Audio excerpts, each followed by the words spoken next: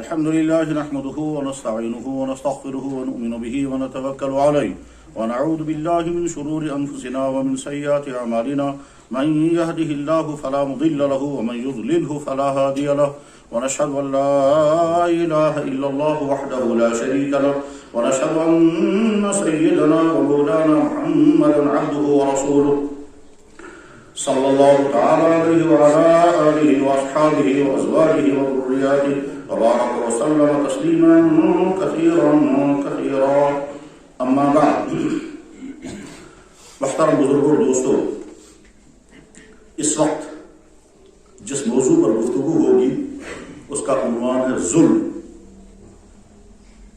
ظلم کے معنی اور ظلم کی تھوڑی سی تفصیلات، اور اللہ اور اللہ کے نبی صلی اللہ علیہ وسلم ظلم کے متعلق کیا ارشاد فرماتے ہیں ان کا تھوڑا سا تذکرہ اس وقت ہوگا، اور ہم اس نیت کے ساتھ اس گفتگو کو سنیں گے کہ ہم اپنی آپ پر اس کو اپلائی کریں گے اور یہ دیکھیں گے کہ ہمارے ذریعے سے کہیں کوئی ظلم تو نہیں ہو رہا ہے. اگر خدا نہ خواستہ ظلم ہو رہا ہو تو پھر اپنے آپ کو اس ظلم سے بچانا ہے. حضرات، اللہ جل شانہ نے قرآن کریم میں اور اللہ کے نبی جناب رسول اللہ صلی اللہ علیہ وسلم اپنی مبارک احادیث میں بہت تفصیل کے ساتھ الگ الگ انداز میں ظلم کی مذمت، ظلم سے بچنے کی ترغیب، ظلم کے برے نتائج اور ظلم کے نتیجے میں سوسائٹی کی تباہی کا تذکرہ کرتے ہیں، جس میں زیادہ تر یہ بیان ہوتا ہے کہ ظلم کرنے والوں کا انجام بہت برا ہوتا ہے. اللہ تعالیٰ شان و ارشاد فرماتے ہیں الا لعنت اللہ علی الظالمین، ظلم کرنے والوں پر اللہ کی لعنت. اللہ جل شانہ قرآن کریم میں فرماتے ہیں ان اللہ لا یظلم الناس شیئا، اللہ تعالیٰ کبھی بھی کسی انسان پر ظلم نہیں کرتا، ولکن الناس، لیکن ہاں انسانوں کا معاملہ یہ ہے کہ وہ ظلم کرتے ہیں. قرآن کریم میں اللہ تعالیٰ شانہ فرماتے ہیں خبردار ظلم مت کرنا. جناب رسول اللہ صلی اللہ علیہ وسلم فرماتے ہیں الظلم ظلمات یوم القیامہ، ظلم قیامت کے دن اندھیریاں ہی اندھیریاں ہوں گی. اللہ کے نبی علیہ السلام ارشاد فرماتے ہیں کہ اللہ یہ کہتے ہیں، اللہ کے نبی فرماتے ہیں کہ اللہ یہ کہتے ہیں حرمت علی الظلم، میں نے اپنے ظلم کو حرام کیا ہے، فلا تظالموا بین ایدیکم، تم آپس میں ایک دوسرے پر ظلم مت کرو. اللہ کے نبی علیہ السلام ارشاد فرماتے ہیں کہ تم اپنی بھائی کی مدد کرو، اگر وہ ظالم ہے تب بھی مدد کرو، اگر مظلوم ہے تب بھی مدد کرو. تو صحابہ کرام نے پوچھا یا رسول اللہ، مظلوم کی مدد کرنا تو سمجھ میں آتا ہے، ظالم کی مدد کرنے کے معنی کیا ہے؟ تو آپ نے ارشاد فرمایا ظالم کی مدد کرنے کے معنی یہ ہے کہ ظالم کو ظلم سے روکو، جو اس کی مدد کرنا ہے. اس کے علاوہ قرآن کریم میں بہت ساری آیتیں اور جناب رسول اللہ صلی اللہ علیہ وسلم نے بہت ساری احادیث میں ظلم کی مذمتیں اور ظلم کے برے انجام کے متعلق تفصیل کے ساتھ بیان فرمایا ہے. اس میں کوئی شک نہیں کہ انسان اپنی انڈیویجول زندگی میں بھی اور قوموں کی سطح پر بھی جب غور کرتا ہے اور تاریخ کو پڑھتا ہے تو ظلم کرنے والوں کا انجام برا ہی برا نظر آتا ہے. حتیٰ کہ اگر کوئی دیندار انسان بھی ظلم کر رہا ہو تو اس کا انجام بھی بہت برا ہوتا ہے. جناب رسول اللہ صلی اللہ علیہ وسلم کا مبارک ارشاد ہے، آپ نے فرمایا اتقی دعوت المظلوم، مظلوم کی آہ سے بچو، مظلوم کی بددعا سے بچو، فإنہ لیس بین اللہ وبینہ حجاب، اس لیے کہ اللہ اور اس کی بددعا کے درمیان کوئی رکاوٹ نہیں ہے.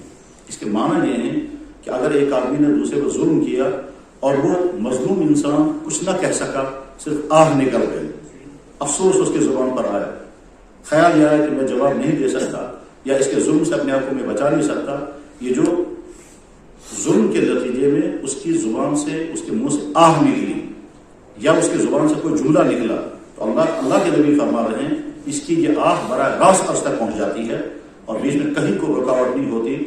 بلکہ یہ حدیث ایک جگہ پر ایک مزید لفظ کے ساتھ بھی آئی ہے، وہاں کلمات اس طرح سے ہیں اتقی دعوت المظلوم، مظلوم کی بددعا سے بچنا، ولو کان کافرا، چاہے وہ مظلوم غیر مسلم کیوں نہ ہو.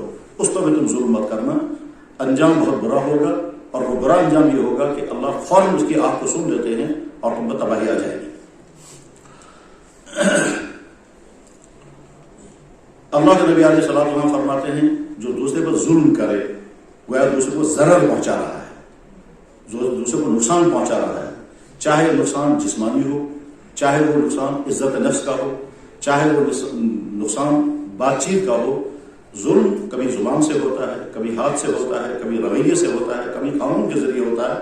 تو اللہ کے نبی علیہ السلام فرماتے ہیں من ضار، جو دوسرے کو ضرر پہنچائے، جو دوسرے کو نقصان پہنچائے، جو دوسرے پر ظلم کرے، ضارہ اللہ اس کو ضرر پہنچا دیں گے۔ اب کب اور کس طرح پہنچائیں گے، لیکن ایسا ہوگا۔ غرض قرآن میں، احادیث میں بہت تفصیل کے ساتھ ظلم کی مذمتیں بیان کی گئی ہیں۔ اس لیے ہر شخص کو بار بار اپنے آپ کو میٹر لگانا چاہیے کہ وہ یہ دیکھے کہ میں کہیں ظلم تو نہیں کر رہا، اور اگر خدا نہ خواستہ کہیں ظلم ہو رہا ہے تو پھر اپنے آپ کو ظلم سے روکنا چاہیے، ورنہ اس ظلم کا انجام بہت زیادہ برا ہوتا ہے۔ حتیٰ کہ کوئی نیک انسان، عبادت کرنے والا، بظاہر بہت ہی شریف آدمی اگر دوسرے کو ظلم کرتا ہے تو اس کا انجام بہت برا ہوتا ہے۔ یاد رکھنا چاہیے انسان کی عبادت اس برے انجام سے انسان کو نہ روک سکتی ہے جو برا انجام اس ظلم کی وجہ سے ہوگا جو وہ دوسرے پر کر رہا ہے۔ اب ظلم کی قسمیں سمجھ لی۔ ظلم کی ایک قسم وہ ہے جو انسان اپنے اوپر کرتا ہے۔ اس پر سوال پیدا ہوگا کہ کیا انسان اپنے اوپر ظلم کرتا ہے؟ جواب ہے یقیناً۔ اس کا ثبوت خود قرآن کریم میں ہے۔ ہم سب لوگ وہ دعا پڑھتے ہیں، آمین بھی کہتے ہیں، یاد بھی ہوگی دعا۔ حضرت آدم علیہ السلام جو دنیا کے تمام انسانوں کے ابا جان ہیں اور دنیا کے تمام انسان انہی کی نسل ہیں، جب ان کو زمین پر اتارا گیا تو انہوں نے کیا دعا کی تھی؟ ربنا ظلمنا انفسنا، یا اللہ ہم نے اپنے پر ظلم کیا ہے۔ ظاہر یہ ظلم دوسرے پر نہیں ہوا ہے، وہ صراحتاً کہہ رہے یا اللہ میں نے اپنے پر ظلم کیا ہے۔ حضرت اس کے معنی یہ ہے کہ انسان اپنے پر ظلم کرتا ہے۔ حضرت یونس علیہ السلام اللہ کے نبی تھے، اور جب وہ اپنی قوم کو چھوڑ کر کے نکل گئے، جس کی نکلنے کی ابھی اجازت نہیں تھی، لیکن انہوں نے سوچا کہ یہ قوم ایمان قبول نہیں کر رہی ہے اور یقیناً ان پر اللہ کا عذاب آئے گا، اسے مجھے اپنے آپ کو یہاں سے نکال دینا چاہیے۔ چنانچہ حضرت یونس علیہ السلام وہاں سے نکل گئے اور آگے چل کر کے وہ مچھلی کے پیٹ میں چلے گئے۔ پھر مچھلی کے پیٹ میں انہوں نے دعا کیا کی، لا الہ الا انت سبحانک انی کنت من الظالمین، یا اللہ میں ظالموں میں سے ہوں۔ تو گویا انہوں نے اپنے فعل کو ظلم کہا۔ قرآن کریم میں اللہ تعالیٰ شان فرماتے ہیں وَيَوْمَ يَعَضُّ الظَّالِمُ عَلَى يَدَيْهِ، وہ دن یاد رکھنا جس دن تم ظالم اپنے ہاتھوں کو کاٹو گے۔ اس وقت دوسرے پر ظلم کا معنی نہیں، اس وقت اپنے ظلم کے، تم نے اپنے پر ظلم کیا ہوگا اور اپنے افسوس کے ساتھ تم اپنے ہاتھوں کو کاٹو گے اور کیا کہو گے؟ افسوس میں نے نبی کی بات کیوں نہیں سنی، افسوس میں فلاں آدمی کے ساتھ اٹھنا بیٹھنا میں نے رکھا جس کی وجہ سے میری عادتیں بگڑ گئی، جس کی وجہ سے میں برائیوں میں پھنس گیا۔ اگر میں فلانے کے ساتھ نہ رہا ہوتا، اگر فلانے کے ساتھ میں نے کمپنی نہ کی ہوتی، فلانے کے ساتھ دوستی نہ کی ہوتی، تو شاید وہ برائیاں میرے اندر نہ ہوتی جن برائیوں کی وجہ سے میں تباہی کی طرف جا رہا ہوں۔ تو بہت افسوس کے ساتھ کہے گا یا ویلتا لیتنی لم اتخذ فلانا خلیلا، افسوس میں نے فلانے کو اپنا دوست نہ بنایا ہوتا تو میرا یہ انجام نہ ہوتا۔ تو وہاں قرآن میں ظالم اس شخص کو کہا جو اپنے اوپر ظلم کر رہا ہے۔ قرآن کریم میں اللہ تعالیٰ شان فرماتے ہیں ایک انسان کا واقعہ، اس واقعے میں جز یہ بیان کرتے ہیں وَدَخَلَ جَنَّتَهُ، وہ فلاں آدمی اپنے باغ میں چلا گیا، وہ ظالم لنفسہ، اور وہ باغ میں جاتے ہوئے کوئی ایسا کام کر رہا تھا جس کو قرآن نے کہا وہ اپنے پر ظلم کر رہا تھا۔ تو گویا انسان اپنے پر بھی ظلم کرتا ہے۔ اپنے پر ظلم کرنے کی عجیب صورتحال ہے کہ جب کوئی انسان وہ حرکت کرے جس سے وہ اللہ کی غضب کا مستحق ہو جائے تو اس نے اپنے پر ظلم کیا۔ مثلا ایک نوجوان لڑکا ڈرگس میں جا رہا ہے تو اس نے اپنے پر ظلم کر رہا ہے، اس سے اس کی صحت تباہ ہوگی، اس سے اس کا ساری زندگی برباد ہو جائے گی، کیونکہ ڈرگس میں ڈوبتا جائے گا اور اس کے بعد آگے چل کر کے نہ اس کا دین بچے گا، نہ اس کی صحت بچے گی، نہ اس کی عزت بچے گی، نہ وہ مستقبل میں کوئی زندگی صحیح طرح سے گزار سکے گا۔ تو غرض اس نے اپنے آپ کو تباہی میں ڈال دیا، تو یہ اپنے اوپر ظلم ہوا۔ اگر کسی انسان نے اپنے آپ کو حرام دولت کھلائی تو گویا وہ اپنے جسم کو تیار کر رہا ہے جہنم میں چلنے کے لیے، کیونکہ اللہ کے نبی علیہ السلام نے ارشاد فرمایا کہ جسم کا وہ گوشت جو حرام مال سے تیار ہوا ہو، اس گوشت کے لیے جہنم زیادہ مناسب ہے. جب تک وہ گوشت جہنم میں جلے گا نہیں تب تک یہ آدمی اگر جنت کا مستحق ہوگا تو جنت میں جا نہیں سکے گا. لحمن، جسم کا وہ گوشت نبت من السحت جو حرام سے تیار ہوا ہے، فالنار اولی بہ، آگ اس کے لیے زیادہ مناسب ہے، یعنی وہ جنت میں جانے کے قابل نہیں. تو ظلم کی ایک قسم وہ ہے جو انسان اپنے پر کرتا ہے. عام طور پر اس کی طرف دھیان نہیں جاتا ہے، مگر یہ بہت بڑا ظلم ہوتا ہے جو انسان اپنے پر کرتا ہے. اور اس بات کو ہم ایک اور دعا سے سمجھ سکتے ہیں کہ حضرت صدیق اکبر رضی اللہ تعالیٰ عنہ نبیوں کے بعد اس انسانی تاریخ میں سب سے بلند درجے کے انسان تھے. نبیوں کے بعد سب سے اونچا درجہ کس کا ہے؟ صدیق اکبر رضی اللہ تعالیٰ عنہ کا. حضرت فاروق اعظم رضی اللہ عنہ کہتے تھے صدیق اکبر سے کہ میری ساری زندگی آپ لے لیں اور ایک رات مجھے دے دیں جو رات آپ نے جناب رسول اللہ صلی اللہ علیہ وسلم کے ساتھ غار ثور میں گزاری تھی. تب ایک رات ان کی اتنی قیمتی ہے کہ فاروق اعظم ساری زندگی دینے کو تیار ہیں. اس درجے کے انسان ہیں. اللہ کے نبی علیہ السلام نے ارشاد فرمایا میں نے ہر انسان کے احسانات کا بدلہ چکا دیا، صدیق اکبر کے احسانات کا میں بدلہ نہیں چکا سکتا. صدیق اکبر وہ انسان ہے جس کا تذکرہ قرآن میں ہے. اللہ تعالیٰ فرماتے ہیں وَالثَّانِي يَثْنَيْنِ اِذْ هُمَا فِي الْغَارِ، وہ دو اور دو میں سے دوسرا یعنی اللہ کے نبی اور دو میں سے دوسرا صدیق اکبر بھی ہے.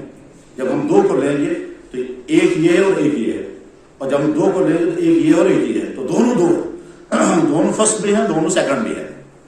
تو اللہ فرما رہے ہیں وہ دو میں سے دوسرا، اس سے مراد صدیق اکبر ہے. اذ ہما فی الغار، جب وہ دونوں غار کے اندر تھے. صدیق اکبر کا مقام اتنا اونچا ہے، لیکن جب انہوں نے اللہ کے نبی علیہ السلام سے سوال کیا کہ یا رسول اللہ نماز میں درود شریف کے بعد آخر میں کیا دعا پڑھوں گا، تو آپ علیہ السلام نے فرمایا تم یہ دعا پڑھنا اللہم انی ظلمت نفسی، یا اللہ میں نے اپنے اوپر بہت ظلم کیے ہے، ظلمن کثیرا، بہت زیادہ ظلم. تو ظلم کی ایک قسم وہ ہے جو انسان اپنے اوپر کرتا ہے. اب میٹر لگا کے دیکھنا چاہیے اپنے اوپر کہ میں اپنے اوپر کوئی ظلم تو نہیں کر رہا ہوں. اگر ہم اپنے آپ کو بری عادتوں میں مبتلا کر رہے ہیں تو ہم اپنے پر ظلم کر رہے ہیں. اگر ہم وہ چیز کھا رہے ہیں جو ہماری صحت کو نقصان پہنچائے تو اس وقت ہم اپنے پر ظلم کر رہے ہیں. ہم اگر اپنے اندر بری عادتیں پیدا کر رہے ہیں تو ہم گویا اپنے آپ پر ظلم کر رہے ہیں. ہم اگر اپنے جسم کو حرام دولت کھلا رہے ہیں تو ہم اپنے پر ظلم کر رہے ہیں. ہم اگر کوئی ایسی حرکت کر رہے ہیں جس کے نتیجے میں ہم اللہ کی غضب کے مستحق ہو جائیں. قرآن کریم میں بہت سارے معاملہ بتائے گئے جس نے یہ کیا اس پر اللہ کا غضب، جس نے یہ کیا اس پر اللہ کا غضب، جس نے یہ کیا اس پر اللہ کا غضب. مثلا جس نے مرد کے ساتھ بدکاری کی اس پر اللہ کا غضب، جس پر کسی نامحرم عورت کے ساتھ غلط تعلقہ جوڑے اس پر اللہ کا غضب. تو یہ شخص اپنے آپ کو اللہ کے غضب کا نشانہ بنا رہا ہے، تو ظلم کر رہا ہے نا اپنے اوپر. اس کی آسان سی مثال یہ ہے کہ باپ اپنے بیٹے کو پاکٹ منی دے رہا تھا، بیٹے نے بری عادتیں شروع کر دی. باپ نے کہا کہ آج کے بعد بند، میں تمہیں آج کے بعد کوئی پیسہ نہیں دوں گا کیونکہ تم نے بری حرکتیں شروع کی ہیں. اب اگر یہ بیٹا کہے گا میرا باپ ظالم ہے اس نے مجھ پہ پیسہ بند کیا، تو جواب ہے کہ باپ ظالم نہیں ہے، تم نے یہ پیسہ بند کرایا، تم نے اس پیسے کا غلط استعمال کیا جس کا نتیجہ یہ نکلا کہ باپ پیسہ دینے پر بند مجبور ہو گیا. تو یہ شخص یہ نہیں کہہ سکتا کہ باپ ظالم ہے، اس کو کہنا یہ چاہیے کہ میں نے اپنے پر ظلم کیا، جو مجھے مل رہا تھا وہ بھی مجھے بند ہو گیا.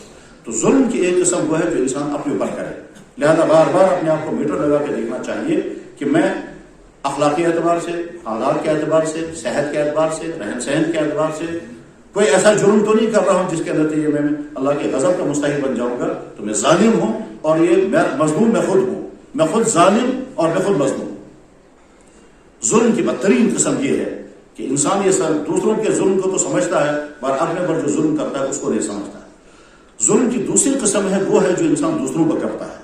یہ دوسروں پر ظلم کرنے کی بے انتہا لمبی تفصیلات ہیں اور یہ کوئی گہری چیز نہیں جو انسان نہ سمجھ سکے. ہر انسان آرام کے ساتھ کو سمجھ سکتا ہے. قوموں کا ظلم قوموں پر، جماعتوں کا ظلم جماعتوں پر، افراد کا ظلم افراد پر. اب اس میں اگر ہم غور کرنے لگیں گے تو اب دیکھتے رہیے کیا کیا ظلم ہوتے ہیں. اللہ ہماری حفاظت فرمائے. انسان زندگی گزارتا ہے اپنے ماں باپ کے ساتھ، اپنے بیوی بچوں کے ساتھ، اپنے دوستوں کے ساتھ، اپنے رشتہ داروں کے ساتھ، اپنے پڑوسوں کے ساتھ. یہ انسان کبھی والدین پر ظلم کرتا ہے، کبھی اپنے اولاد پر ظلم کرتا ہے. شوہر کبھی اپنی بیویوں پر ظلم کرتا ہے، بھائی اپنے بھائی پر ظلم کرتا ہے. یہ ظلم کبھی زبان سے ہوگا، کبھی مالی اعتبار سے ہوگا، کبھی اخلاقی اعتبار سے ہوگا. اگر بھائی نے بھائی کی پراپرٹی دبائی اور اس کا جو واجبی ضروری حصہ تھا اس کو نہیں دے رہا ہے تو یہ ظلم کر رہا ہے۔ شوہر اپنی بیوی پر کبھی زبان سے ظلم کرتا ہے، کبھی مالی اعتبار سے ظلم کرتا ہے، اس کا مہر نہیں دیا، مہر دیا تو واپس لے لیا، اس بیوی کے بعد جو سرمایہ تھا وہ چھین لیا، سرمایہ دے کر اپنی ذات پر خرچ کیا، عورت کچھ بولے یا نہ بولے لیکن شوہر کی طرف سے یہ ظلم ہے۔ کام کاج کے سلسلے میں شوہر اپنی بیوی کو اپنی زبان سے ظلم کا نشانہ بناتا ہے، کبھی تو بیوی جواب دیتی ہے، کبھی وہ صرف آنسو بہاتی ہے اور مجبور ہو کر وہ ظلم سہتی رہتی ہے۔ باپ اپنی اولادوں پر ظلم کرتا ہے، مثلا کوئی ایسا کام اولاد سے کرا رہا ہے جو نہیں کرانا چاہیے لیکن اولادوں سے ظلم کرا رہا ہے۔ اولادیں ماں باپ پر ظلم کرتی ہیں کہ ان کی جو خدمت کرنی چاہیے وہ نہیں کر رہے ہیں، یہاں تک کہ ماں باپ مجبور ہوتے ہیں یہ کہنے کے لیے کہ اللہ ہمیں ایسی اولاد نہیں چاہیے تھی، ہم بے اولاد بہتر تھے مگر یہ اولاد نہیں ہونی چاہیے تھی۔ تو والدین دیکھیں کہ ہماری طرف سے ہمارے اولادوں پر ظلم تو نہیں ہو رہا ہے، اولادیں یہ دیکھیں کہ ہماری طرف سے ہمارے والدین پر ظلم تو نہیں ہو رہا ہے، بھائی یہ دیکھیں کہ ہمارے ذریعے سے ہمارے بھائیوں پر ظلم تو نہیں ہو رہا ہے، زبان کا ظلم، مکان کا ظلم، پراپرٹی کا ظلم، رہن سہن کا ظلم، رشتوں کا ظلم، یہاں تک تو گھریلو ظلم ہے۔ اس سے آگے آپ دیکھیں، اگر کوئی ڈاکٹر کسی پیشنٹ سے غلط فیس لے رہا ہے، غلط دوائیاں دلوا کر کے کمپنیوں والوں سے کمیشن دے رہا ہے، غلط ٹیسٹ کرا کر کے لیب والوں سے کمیشن دے رہا ہے تو یہ مریض پر ظلم ہے۔ اور شاید بہت سارے ہمارے ان بھائیوں کا جن کے ہاتھ میں لوگوں کی صحت کا معاملہ ہے یہ جرم کر رہے ہیں، یقیناً یہ ظلم ہے۔ ٹیسٹ کرنے والے بعض دفعہ ایسے فراڈ کرتے ہیں کہ آدمی حیران ہو جاتا ہے۔ مثلا ٹیسٹ کرنے والوں کے پاس سیمپل جمع ہو گئے، جمع ہونے کے بعد پھر انہوں نے کہا کون لمبا ٹیسٹ کرے گا، ایک خون لکھا اس پہ کچھ ٹیسٹ لکھا، ایک کو لکھا پازیٹیو وہ پازیٹیو ہے ہی نہیں، ایک کو لکھا نیگیٹو وہ نیگیٹو ہے ہی نہیں، بس صرف اپنا پیسہ لے رہے ہیں، ساتھ میں اپنا ریٹ اتنا زیادہ رکھیں گے کہ پیشنٹوں کو معلوم نہیں کہ ہم سے کتنا پیسہ کھینچا جا رہا ہے، تو یہ ظلم ہے۔ دکاندار کسٹمروں پر ظلم کرتا ہے، فراڈ مال بیچے گا، ڈپلیکیٹ مال بیچے گا، غلط ریٹ لگائے گا، یہ کسٹمروں کے ساتھ ظلم ہے۔ کسٹمر نے مال خریدا، پیسہ نہیں دے رہا ہے اور دکاندار کو لٹکا رہا ہے تو یہ ظلم ہے۔ اللہ کے نبی علیہ السلام نے شاید فرمایا مطلب الغنی ظلم، ٹال مٹول کرنا اور ادائیگی نہ کرنا یہ بدترین ظلم ہے۔ ہمارے معاشرے میں جو چند باتیں بہت ہی زیادہ غمناک ہیں ان میں سے ایک یہ پیمنٹ نہ دینا۔ لوگ کام کرائیں گے پیمنٹ نہیں دیں گے، قرضہ دیں گے پیمنٹ نہیں دیں گے، دکاندار پیمنٹ نہیں دے گا، اگلے والے کو نہیں دیں گے، اگلے والوں سے کھینچیں گے، پیسہ نہیں لیں گے۔ غرض یہ کہ معاشرے کے نہ جانے کتنے لوگ اس ظلم میں پستے رہتے ہیں، بلکہ ہم نے تو یہ بھی دیکھا کہ ایک آدمی عیاشی پر پیسہ اڑا رہا ہے اور جن کا پیسہ اس کے پاس ہے ان کو تڑپا رہا ہے۔ ایک انسان گھومنے کے لیے جا رہا ہے، لاکھوں روپے اڑا کر کے آ رہا ہے اور جن کا پیسہ اس کی ذمہ دینا ہے وہ چکر پر چکر کاٹتے رہتے ہیں اور ان کو پیسہ نہیں ادا کرے گا۔ میرے پاس ایک غیر مسلم آئے اور آتے بھی رہتے ہیں کیونکہ وہ کام کرتے ہیں، گھروں میں کام کرتے ہیں، تو انہیں بہت آہ بھر کر کے کہا جناب آپ کی یہ مسلمان مسجدوں میں پہلی صف میں نماز پڑھتے ہیں، ہم سے کام کراتے ہیں اور پیسے نہیں دیتے ہیں، آپ ان سے کہیں۔ میں نے کہا تمہیں کیسے معلوم ہے مسجد میں پہلی صف ہوتی ہے؟ کہنے لگے جی میں نے تو مسجد میں بھی کام کیا ہے، میں نے مسجدوں میں پینلنگ کی ہے، وہاں میں دیکھتا ہوں پہلی صف میں آدمی ہے اور ہمارا پیسہ نہیں دے رہے ہیں۔ تو پیسہ کسی کا نہ دینا، لٹکا کر کے رکھنا، اور اگر ادائیگی کی گنجائش ہے پھر بھی آدمی ادا نہ کرے تو یہ بدترین ظلم ہے۔ بلکہ اسلام تو یہ کہتا ہے کہ اگر ہمیں کسی کا پیسہ ادا کرنا ہو اور ہم مالی اعتبار سے کمزور ہیں، ہم ادا نہیں کر پا رہے ہیں، تو جو ٹائم اس کے ادائیگی کا دیا ہے اس وقت کے آنے سے پہلے اس کے پاس جاؤ اور جا کر کے کہو مجھے کل آپ کا پیسہ دینا تھا، میری مالی پوزیشن ایسی نہیں ہے کہ میں دے سکوں، آپ مجھے اور مہلت دے دیں۔ اس سے مہلت مانگنی ہے۔ اللہ کے نبی اس کو فرما رہے ہیں اگر یہ تنگ دست ہے تو مہلت دے دو۔ بخاری میں حدیث ہے من انذر معسرا، تنگ دست انسان جس کو پیمنٹ کرنی تھی وہ نہیں کر پا رہا ہے تنگ دستی کی وجہ سے، تو تم اس کو ڈھیل دے دو، مہلت دے دو، لیکن اس کو فرما رہے ہیں کہ تم ادائیگی کرو۔ اب اگر اس نے مہلت لی تو جو ٹائم اس نے مہلت کا مانگا ہے، بس مہلت کا دیا ہے، اسی ٹائم کے اندر ادا کرنا ہوگا۔ اگر اس ٹائم کے اندر ادا نہیں کیا تو پھر ظلم ہو گیا۔ اسلام اتنا حساس ہے اس معاملے میں کہ کسی کا کسی پر ظلم نہیں ہونا چاہیے۔ پیمنٹوں کے معاملے میں بہت فکر مند رہنا چاہیے انسان کو کہ ہرگز ہمارا کسی پر ظلم نہ ہو۔ ہمارے بزرگوں میں سے ایک بزرگ گزرے حضرت مولانا محمد عیسیٰ رحمہ اللہ تعالی، یہ خلیفہ کے حضرت مولانا اشرف علی تھانوی رحمہ اللہ تعالیٰ کے. مولانا محمد عیسیٰ نے اپنی بیوی سے کہا کہ میں تمہارا مہر اب تک ادا نہیں کر سکا, یہ مجھے ظلم ہو رہا ہے, اور میں چاہتا ہوں تمہارا مہر ادا کروں مگر میرے پاس مال نہیں ہے. تو بیوی نے کہا میں نے کہاں مطالبہ کیا آپ سے کہ آپ مہر ادا کر دیں. کہنے لگے دیکھو اللہ نے حکم دیا ہے بیوی کو مہر ادا کرو, اللہ کے نبی نے حکم دیا بیوی کو مہر ادا کرو, میں مہر ادا کیے بغیر تمہارے ساتھ نہیں رہنا چاہتا.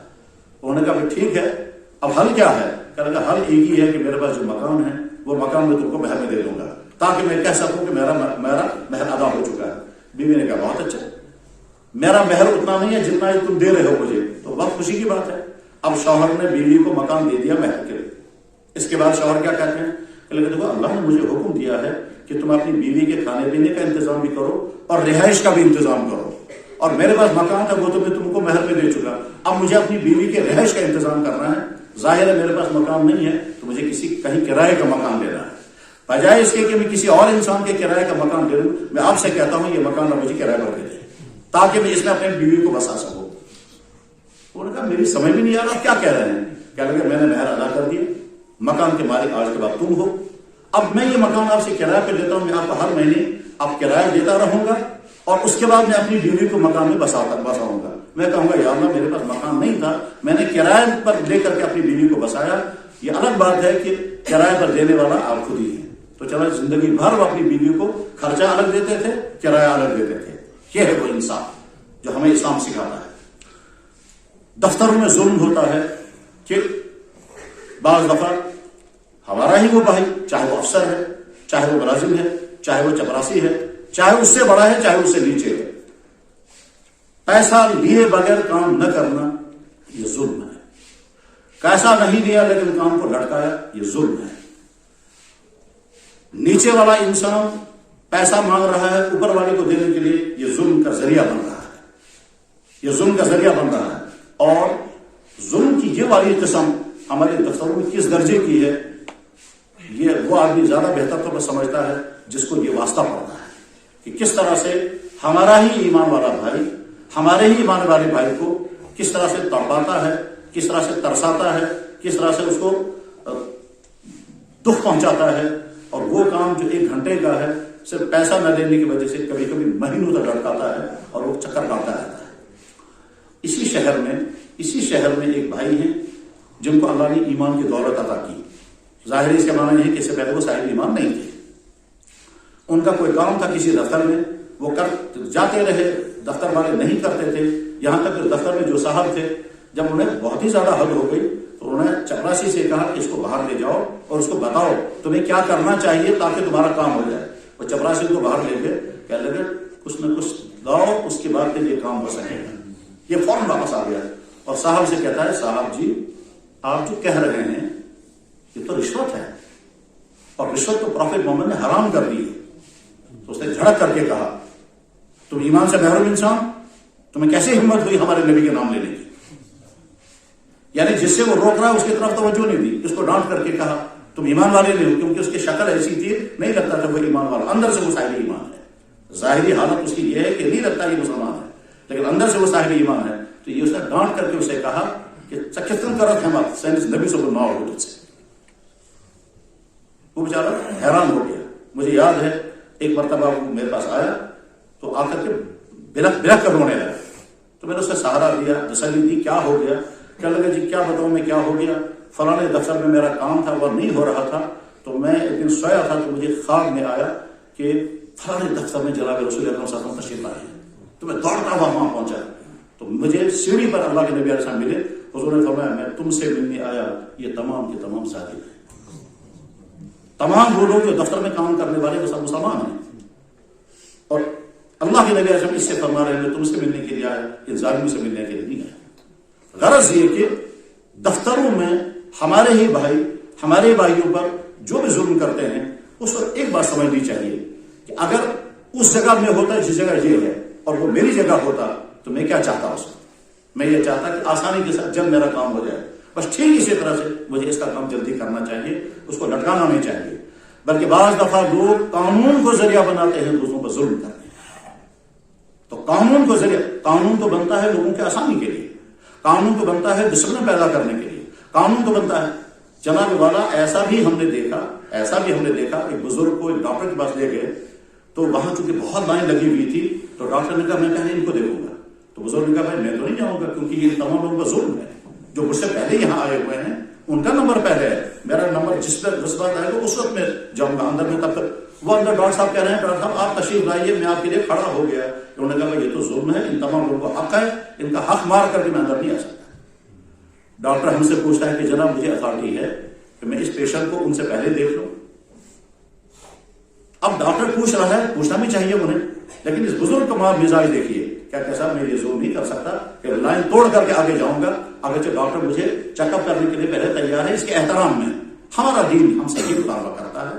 تو غرض یہ کہ سوسائٹی میں جو قسم قسم کے ظلم ہیں, اس میں دکانداروں کا ظلم ہے, کسٹمروں کا ظلم ہے, پیمنٹ نہ کرنے والوں کا ظلم ہے, پیسہ ادا نہ کرنے والوں کا ظلم ہے, کام کروایا اس کے بعد پیسہ نہیں دے رہے ہیں, یہ ظلم ہے.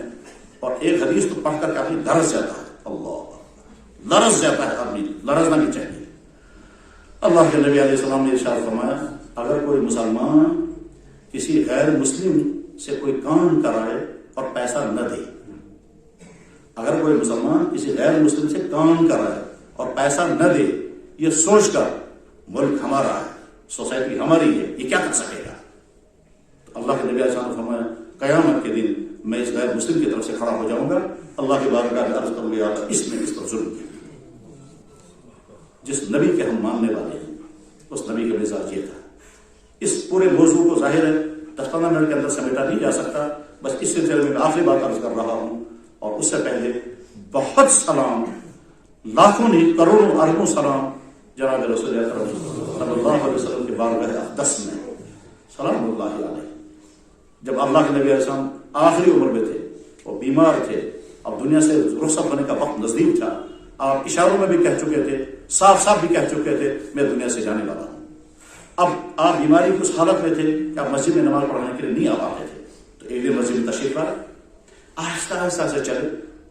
حدیث میں یہ بھی ہے کہ حضور اپنے پاؤں نہیں اٹھا پا رہے تھے, اور جب چل رہے تھے تو زمین میں نشان لگ رہے تھے, اس کا مطلب ریت سے گزر رہے تھے, کیونکہ اللہ کے نبی علیہ السلام کے گھر میں کوئی بچھونا نہیں تھا, مسجد نبی کے اندر کوئی فرش نہیں تھا. جب آدمی چلتا تھا تو ریت میں نشان پڑ جاتے تھے. تو اللہ کے نبی علیہ السلام جب چل رہے ہیں تو پاؤں کے نشانات زمین پر آتے تشریف لاتے ہوئے آپ ممبر پر بیٹھے, پہلی سیڑھی پر اوپر نہیں چل سکے, اور اس کے بعد فرمایا لوگوں اگر کسی پر میری طرف سے کوئی زیادتی ہوئی ہے تو آج مجھ سے بتا دیں. دنیا کے تمام انسان مسلمان پہلے اور دنیا کی باقی ساری قومیں سنیں, یہ ہے محمد رسول. اگر کسی پر مجھ سے کوئی زیادتی ہوئی ہو تو آج ہی بتا دیں. ظاہر ہے اللہ کے نبی نے کس پر کوئی زیادتی کی تھی, سواری نہیں پہ ایک صحابی کھڑے ہوئے, انہوں نے کہا یا رسول اللہ فلاں جگہ پر آپ نے فلاں کام کے دوران مجھے ڈنڈا مار کر کہا تھا پیچھے جاؤ, تو جو آپ نے ڈنڈا میرے پیٹ پر مارا تھا, ہلکے سے مارا تھا, مارا ڈنڈا مارا, مجھے اس کا بدلہ چاہیے. تمام صحابہ چوکنا اور حیران ہو کر اس کو دینے لگے, یہ کیسا انسان ہے جو حضور سے بدلہ لینے کے لیے کھڑا ہو.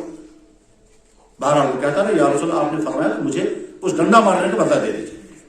اللہ کے نبی علیہ السلام اس کمزوری کی حالت میں کھڑے ہو گئے, فرمایا ضرور بدلہ دیجیے. اب ظاہر بدلہ لانا کیا ہے, ڈنڈے کے جواب میں ڈنڈا مارنا. بظاہر لوگوں نے یہی سمجھا.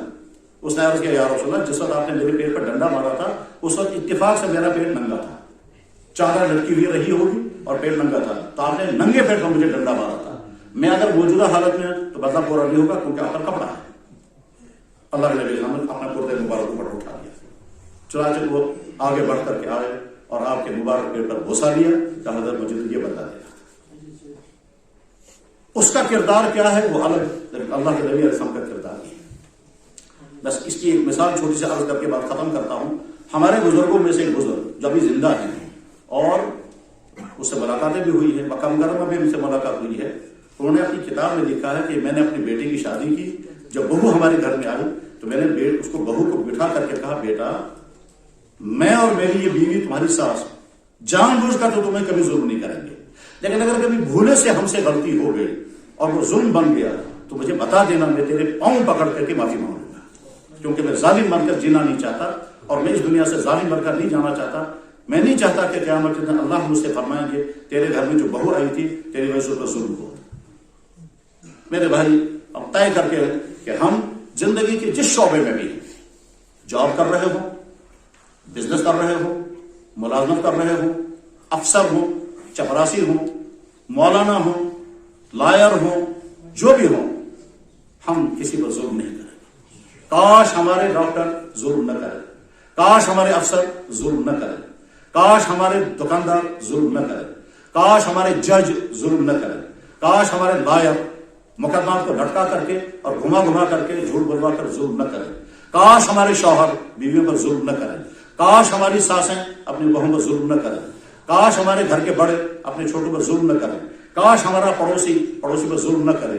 تو یہ سماج انسانوں کا سماج بن جائے گا, ورنہ ظلم کا سماج جانوروں سے زیادہ بدتر سماج ہوتا ہے. محمد رسول اللہ کا بے شمار کارناموں میں سے ایک بڑا کارنامہ یہ تھا کہ آپ نے مدینے کی سوسائٹی ایسی بنائی تھی وہاں کوئی کسی پر ظلم نہیں کرتا تھا. بس میسج ہم سب کے لیے یہی ہے کہ ہم اپنی زبان سے کسی پر ظلم نہیں کریں گے, ہم اپنے ہاتھ سے کسی پر ظلم نہیں کریں گے, ہم اپنے رویے سے کسی پر ظلم نہیں کریں گے, ہم اپنی قلم سے کسی پر ظلم نہیں کریں گے, ہم اپنی اشارہ سے بھی کسی پر ظلم نہیں کریں گے. ظالم بن کر کے جینا اپنے آپ کو اللہ کی لعنت کا مستحق بنانا ہے.